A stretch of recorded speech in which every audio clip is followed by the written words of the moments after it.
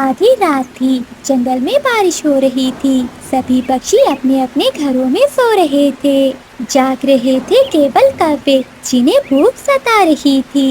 मम्मा, भूख लगी है। भूख से पेट में चूहे दौड़ रहे हैं।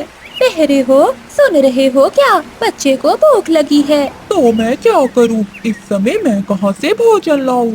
जाओ, अपने बाप के बाग से फल ले आओ। चुप चुप कर जा। मेरे पिता का नाम लिया तो छोड़ूंगा नहीं। मुझसे इस समय चोरी नहीं होती। जाओ, आज तुम ही किसी के घर से चुरा कर ले आओ। अगर पहले पता होता कि चुरा कर ही खाना है तो मैं माँ के साथ ही खुश थी। कभी भी तुमसे शादी ना करती मैं। फिर गोरी कभी गुस्से में घर से निकल जाती है। गोरी सीधी मिठू तोते के घर जाती है। वो खिड़की में से देखती है, मिठू तोता और उसकी पत्नी सो रहे थे। बारिश का बहुत शोर था। गोरी कभी आहिस्ता से उनके घर में घुस जाती है। वो इधर उधर देखती है। उसे एक डिब्बा दिखाई देता है जो खुला हुआ था। वो खाने के लिए अपनी चोंच डब्बे में डालती है। मर गई। हाय, मैं मर गई। इस डिब्बे में तो मिर्ची है। तोता और तोती भी शोर सुनकर जाग जाते हैं। कौन है? कौन है? रुको रुको।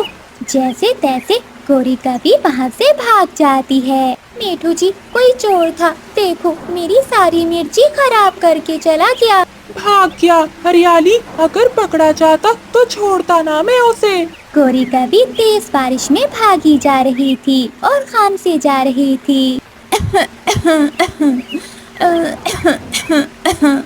फिर वो एक जगह बैठकर बारिश के पानी से अपना मुंह अच्छे से धोती है।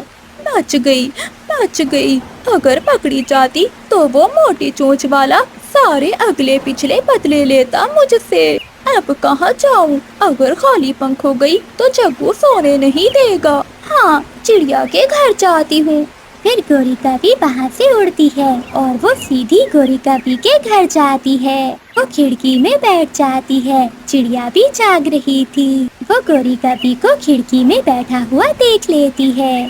गोरी, मैं देख रही हूँ तुम्हें। अगर मेरे घर में घुसने की कोशिश की तो जलती हुई लकड़ी से पूंछ जला दूंगी मैं तुम्हारी। नहीं नहीं, मैं तो देखने आई थी कि चिड़िया जाग रही है या सो गई है। फिर गोरी कभी वहाँ से उड़ जाती है।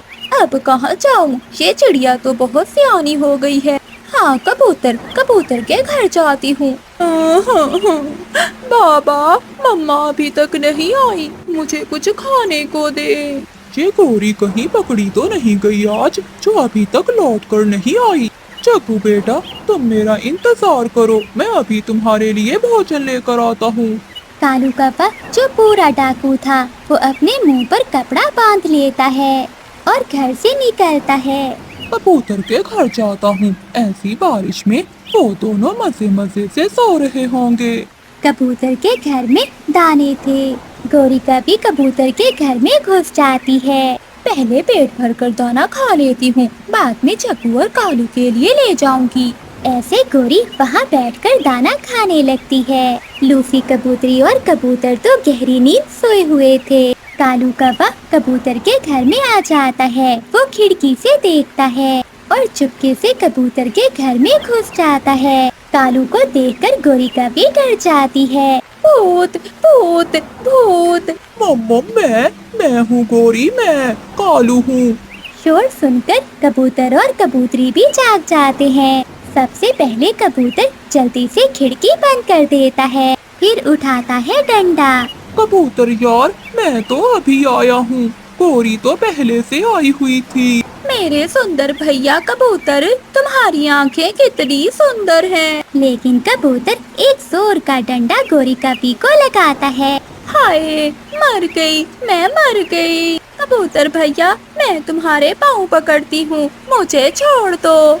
इसे मारो, इस कालू को। अगर ये कमा कर लाए तो क्यों मैं चोरियाँ करूँ दूसरों के घरों में। तुम दोनों ही बेशरम हो। कबूतर जी, जाने दो इन्हें। नहीं लूसी, तुम नहीं जानती, ये बहुत दुष्ट कौवे हैं।